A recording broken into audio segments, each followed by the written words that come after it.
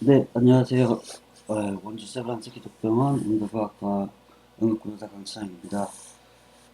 지난번에 이어서 그 응급의료 체계 두 번째의 강의를 시작해 보도록 하겠습니다.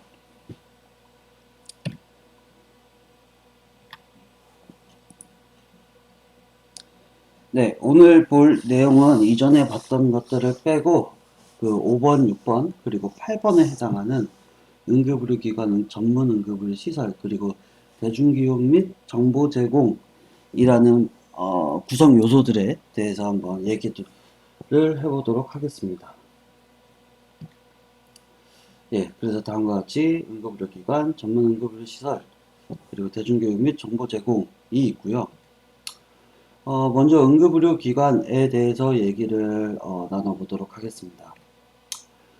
먼저 응급의료기관을 알기 전에 그 의료기관을 먼저 알아야 되는데요. 여기서 정말 죄송하게도 의료법에 대해서 먼저 얘기를 해야 합니다. 의료법에 있는 의료기관을 알아야 나중에 응급의료기관의 이해를 할 수가 있기 때문에 이 점 좀 양해 부탁드리고요. 여러분들이 나중에 국가고시 시험을 볼 때 이 의료법이랑 응급의료에 관한 법률은 한 번씩 쭉 읽어보셔야 되거든요. 그, 그 법령 과목이 있잖아요. 그 부분에서 한 번씩 봐야 되니까 이번에 한번 보고 나면은 나중에 다시 이 법률에 대해서 볼 때 맞아 그때 그랬었지 하는 그런 생각이 좀 들지 않을까, 예, 좀 도움이 되지 않을까 싶습니다. 먼저 의료법의 제3조 의료기관에 대해서 보면요, 의료기관은 의료인이 공중 또는 특정 다수인을 위해서 의료업을 하는 장소를 의료기관이라고 법으로 정의를 하고 있습니다. 이러한 의료기관에는 의원급 의료기관이 있고요. 그리고 조산원이 있고, 그리고 병원급 의료기관이 있습니다. 이전에 그 저희가 교육에서 그 인력 부분에서 의료인은 의사, 치과의사, 한의사, 그리고 조산사, 간호사 이렇게 의료인이 되겠고, 응급의료 종사자는 의료인 플러스 응급의료 종사자인 응급구조사가 들어간다고 했죠. 어, 의료기관은 쉽게 말하면은 어, 의사 혹은 조산사가 어, 그 의료업을 하기 위해서 세운 그 장소, 그 의료업을 행하는 장소를 의료기관이라고 하고요. 그래서 다음과 같이 의사가 병원을 차리면은 의료업을 하기 위한 의료기관을 차리면은 그게 의원이 되는 거고, 치과 의사가 차리면은 치과 의원이 되는 거고, 한의사가 차리면은 한의원이 되는 겁니다. 조산원은 조산사가 조산과 임산부 및 신생아를 대상으로 보건활동, 교육 및 상담을 하는 의료기관을 조산원이라고 하고요. 그 법령으로서는 의원급 의료기관 이외에 조산원이 있고, 의료기관인데 아까 말한 의원급보다 좀 큰 등급의, 좀 더 큰 급의 의료기관을 병원급 의료기관이라고 합니다. 병원급 의료기관에는 병원, 치과병원, 한방병원, 그리고 요양병원, 그리고 정신병원, 종합병원이 있습니다. 이 의원과 병원의 차이는 여기 법에 나와 있듯이 의원은 외래 환자를 중심으로 의료 행위를 하는 의료기관을 얘기하는 거고요. 병원은 입원 환자를 대상으로 의료 행위를 하는 의료기관을 병원이라고 합니다. 네, 이제 의원과 병원의 차이를 아시겠죠? 혹시라도 나중에 어떠한 선생님들이 어디 아프거나 해서 아프면 안 되겠지만 아파서 아니면 지나가다가 볼 때 뭐뭐 의원이라고 된 것과 어느 병원이라고 되어 있는 것을 보면은 이제는 차이를 좀 아시지 않을까 싶습니다. 자, 그래서 그 병원에서는 또 이렇게 얘기를 하고 있습니다. 병원, 치과병원, 한방병원 및 요양병원은 30개 이상의 병상 또는 요양병상이 있어야 한다. 그러니까 30개 미만은 병원이 될 수가 없어요. 네, 병원, 치과병원, 한방병원 및 요양병원은 30개 이상의 병상을 갖고 있어야 합니다. 다만 치과 병원의 경우에는 실제로 30명 이상의 입원 환자를 대상으로 하는 경우가 거의 없기 때문에 치과 병원은 30개 병상이라는 그 조건이 해당하지 않습니다. 그렇게 되고 있고요. 그리고 종합병원은 다음과 같이 100개 이상의 병상을 갖출 것이라고 되어 있고요. 그러니까 병원은 병원인데 100개 이상이면은 일단 종합병원이 될 수 있습니다. 100개 이상이면 종합병원이 될 수 있고요. 그리고 이 다만 100개 무조건 100개만 넘는다고 해서 종합병원이 될 수 있는 것은 아닙니다.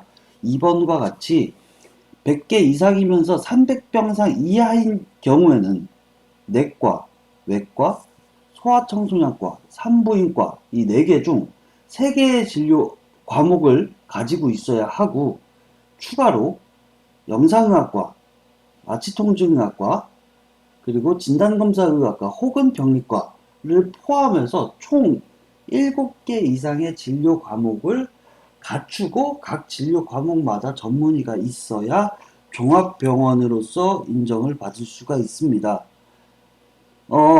아까 얘기했듯이 여기는 100병상 이상, 300병상 이하인 경우인데요. 만약 300병상 이상이 초과가 되면 어떻게 하냐?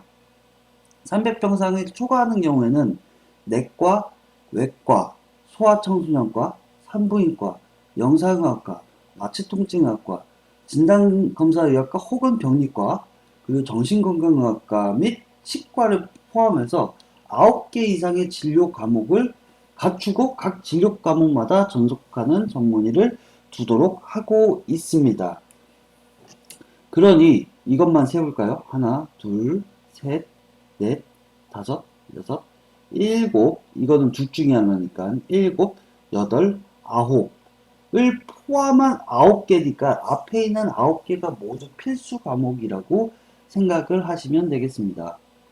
그러니까 300병상이 넘을 때는 저과들이 하나씩 꼭 있어야 하고 전문의들도 한 명씩 있어야 합니다. 이외에 만약에 종합병원을 하면서 나는 만약에 내가 병원을 운영하는 사람이라고 할 때 나는 이 과 말고 다른 과도 넣고 싶어 하면은 다른 과를 필수 과목 외에 추가로 다른 과목들을 넣을 수 있습니다. 종합병원에서 한 단계 더 나아가면은 상급 종합병원이라고 있는데요. 상급 종합병원은 일단 종합병원의 조건을 갖추고 있어야 합니다. 여기 보시는 것처럼 종합병원 중에서 뽑게 돼 있기 때문에 종합병원의 조건은 먼저 맞추고 있어야 하고요. 추가로 중증 질환에 대하여 난이도가 높은 의료행위나 전문적으로 하는 종합병원을 상급 종합병원으로 지정을 할 수가 있습니다. 상급 종합병원이 되려면요. 아까 전에 얘기한 필수 진료 과목 앞에 있는 거 다 9개죠. 9개. 9개 플러스 11개의 진료 과목이 더 있어야 돼요. 20개 이상의 진료 과목을 갖추고 각 과마다 전문의가 있어야 상급 종합병원이 될 수가 있고요. 그리고 두 번째로 보시면은 전문의가 되려는 자를 수련시키는 기관이어야 합니다. 즉 수련병원이어야 합니다. 만약에 20개 이상의 진료 과목을 갖고 있지만 병원에서 수련을 시킬 수 있는 수련병원의 조건을 충족하지 못해서 수련병원을 못 받으면은 또 상급 종합병원이 될 수가 없습니다. 그리고 추가로 상급 종합병원은 20개 이상의 진료 과목 플러스 수련병원 플러스 보건복지부 령으로 정하는 인력시설 장비가 있어야 하고요.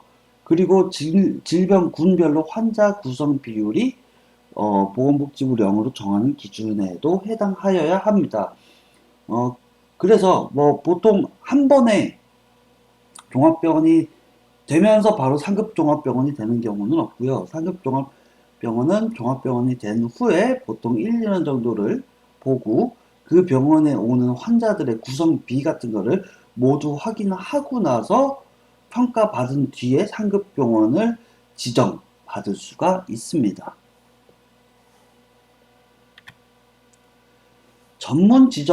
전문 병원이라고 있습니다. 전문 병원은 종합병원일 필요는 없습니다. 병원급 의료기관. 중간에 갑자기 끊겨서 죄송합니다. 전문 병원은 보건복지부 장관에 의해서 지정이 되고요. 병원급 의료기관 중에서 특정 진료 과목이나 특정 질환에 대해서 난이도가 높은 의료 행위를 하는 병원을 전문 병원으로 지정을 할 수가 있고요. 어, 아까 얘기한 것처럼 전문 병원은 일단 종합병원일 필요는 없고 병원급이면 됩니다. 다만 이 보건복지부령에서 정하고 있는 특정 질환별 진료 과목별 환자 구성 비율이 있어야 하고요. 보건복지부령이 정하는 수 이상의 진료 과목을 갖추고 있어야 하고 난이도 등의 평가를 받아서 전문병원이 될 수가 있습니다.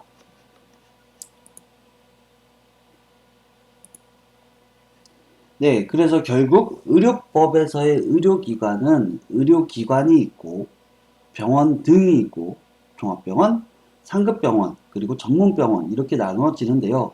의료기관은 의료업을 행하는 장소라고 정의가 되어질 수 있고 그것은 의원과 병원으로 나누어질 수 있다. 의원과 병원의 차이는 의원은 대개 외래 환자를 주로 대상으로 하고 병원은 입원 환자를 대상으로 하는 의료기관입니다. 자, 그리고 병원은 병원, 치과병원, 한방병원, 요양병원 등으로 나누어 볼 수 있는데 일단 병원이 되려면은 30병상 이상이 있어야 되는데 다만 치과병원은 아니다. 그리고 종합병원은 아까 얘기했듯이 병상 수에 따라서 약간의 그 필수 과목이 다르고 과목 숫자가 조건이 다르다. 상급 종합병원은 종합병원 중에서 뽑는 건데 20개 과목 이상이어야 되고 수련병원이어야 하며 인력 장비 시설의 기준을 충족하여야 하고 질환 군별 혹은 환자 구성비가 맞아야 한다. 전문병원은 병원 중에서 뽑는 건데 그 과목이 정해져 있고 그중 환자군 진료별 행위 같은 게 만족을 하여야 한다라고 되어 있습니다.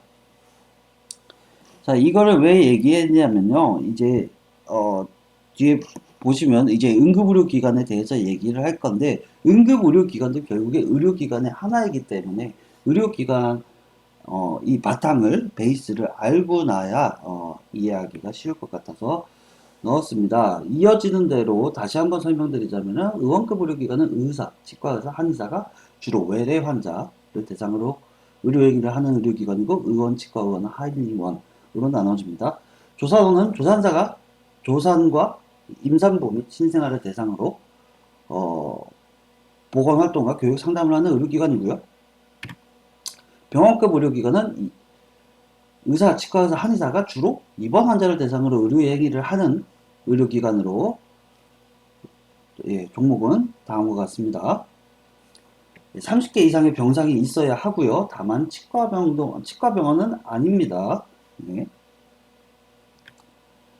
종합병원은 아까 얘기했듯이 100개 이상의 병상이 있어야 되고 100병상에서 300병상 이하일 때는 내과, 외과, 소아과, 산부인과 3개 진료 과목, 중에 3개 진료 과목, 영상의학과, 마취통증학과, 진단검사 또는 병리과 포함해서 7개 진료 과목, 진료 과목마다 전속가는 전문의 300병상을 초과하는 경우에는 내외 소아, 산부인과, 영상학과, 마취통증학과, 진단검사 또는 병리과, 정신건강의학과, 치과 포함한 9개 이상의 진료 과목을 두어야 하고 추가로 더 둘 수 있다. 상급 종합병원은 다시 한번 얘기하지만 20개 이상의 진료 과목이어야 하고 수련시키는 기관이어야 하고 인력 시설 장비를 갖추고 있어야 하고 질병군별 기준에 맞아야 하고 3년마다 평가를 받습니다. 왜 제가 이렇게 여러 번 얘기하냐면요. 이게 국가고시 시험에 나옵니다. 아까 보셨다시피 다음 중 종합병원에서 100병상에서 300병상 이하의 종합병원이 필수로 가지고 포함시켜야 하는 과목이 아닌 것은 이런 식으로 시험에 나옵니다. 그래서 여러분들은 나중에 이거를 이렇게 외우실 거예요. 100에서 300일 때는 내외 산소 이렇게 해가지고 그중 3개 이렇게 하고, 그리고 딱 보시면은 느낌이 옵니다. 영상학과 사진 찍어야 되죠. 마취복지학과 수술해야 되죠. 진단검사 또는 병리과니까 피검사 해야 돼요. 그러니까 검사과. 그 중에서 포함해서 진료 과목 7개. 그러니까 3, 7, 그리고 내외산소 중 3개. 그리고 필수가, 필수가 내외산소 중에 3개, 플러스 영상마취, 진검. 이렇게 외우시면 편합니다. 삼각병상 초과할 때는 그냥 다 보시면 되는데, 자, 내외산소, 이거는 내외산소 중에 3개가 아니라 내외산소 다 포함이고, 그리고 영상마취, 진검, 플러스 정신치과. 이렇게 9개 과목 이상 진료 과목을 있어야 된다. 라고 외우시면은 나중에 한 2문제는 무조건 맞고 들어가지 않을까 싶습니다. 저도 딸딸딸 외웠던 기억이 나네요. 그래서 상급 종합병원의 지정 기준을 추가로 좀 보자면은, 아까 전에 얘기했잖아요. 20과목 이상이어야 된다고. 그래서, 진료 기능에서 필수 진료 과목, 여기를 보시면은, 이게 무조건 있어야 됩니다. 아까 전에 300병상 이상 있어야 하는 그 과들이 다 필수 과목이 되는 거고요. 그거 플러스 선택 과목 18개가 있는데, 이 중에서, 너네 하고 싶은 거 해? 뭐 이런 거죠. 그래서 이렇게 뽑습니다. 그리고 추가로 상급 종합병원이 되려면요, 응급의료에 관한 법률에 의해서 중앙응급의료 센터는 국내에 하나밖에 없습니다. 뒤에 나오기 때문에 중앙응급의료 센터가 뭐는 아니겠죠. 그리고 그래서 권역응급의료 센터 혹은 지역응급의료 센터로 지정을 받아야만이 상급 종합병원이 될 수 있습니다. 여기는 선택진료 과목이라고 나오지만 결국에는 권역응급센터와 지역응급센터를 받으려면 응급학과가 있어야 되거든요. 결국은 필수 과목이라고 봐야죠. 어쨌든 상급종합병원은 권역센터 혹은 지역센터로 지정을 받아야만이 상급종합병원으로 받을 수 있다. 추가로 인력시설 장비에 대해서 얘기하면요, 1년 동안 의사는 연평균 1일 입원 환자 10명당 1명 이상이 있어야 되고요. 간호사는 1일 입원 환자 2.3명당 1명이 있어야 합니다. 그러니까 뭐 이전 1년 동안의 통계를 내보는 거죠. 그렇게 했을 때 만약에 1000명, 입원 환자가 1000명이었다. 그러면은 의사가 100명이 있어야 됩니다. 입원 환자가 뭐 1000명이었다. 그러면 간호사를 숫자를 나눠 가지고 2.3명당 1명이니까요. 한 500명 정도가 있어야 되겠네요. 400명 정도? 4, 500명 정도가 있어야 되는 겁니다. 그러니까 상급종합병원이 만약에 매년 1000명 이상의 입원 환자가 있는 병원이라면은 의사는 약 100명, 간호사는 약 4, 500명이 있어야만 하는 기준을 만족해야 한다. 그리고 입원 환자 수에 대한 이런 게 있고요. 그리고 외래 환자 수에 대한, 그리고 추가적으로 중환자실, 신생아 중환자실을 설치해야 하고요. 전담 전문의를 각 한 명씩 두어야 합니다.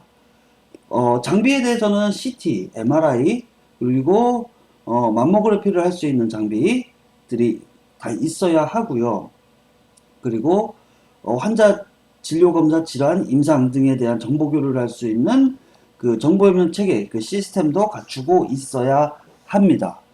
상급종합병원이 되기는 만만치가 않습니다. 생각보다. 보시면은 신청 2년 6개월 동안에 이런 전문진료에 속하는 입원 환자가 30% 이상이고 단순 진료군은 한 100분의 14% 정도를 차지하고 있어야 합니다. 질병군은 희귀성 질환이나 합병증 발병의 가능성이 높은 시사율이 높은 질환, 이 질환들은 또 추가적으로 진단명들이 정해져 있습니다. 그 진단명으로 진단받은 환자들의 숫자를 계산해서 30%가 넘는지, 단순진료 질병군에서는 14%가 넘는지 등을 확인해서 이 상급종합병원에 될 수 있는지 안 되는지를 정하게 되어 있습니다. 잠시만 20분 정도 돼서 잠깐 끊었다 가겠습니다.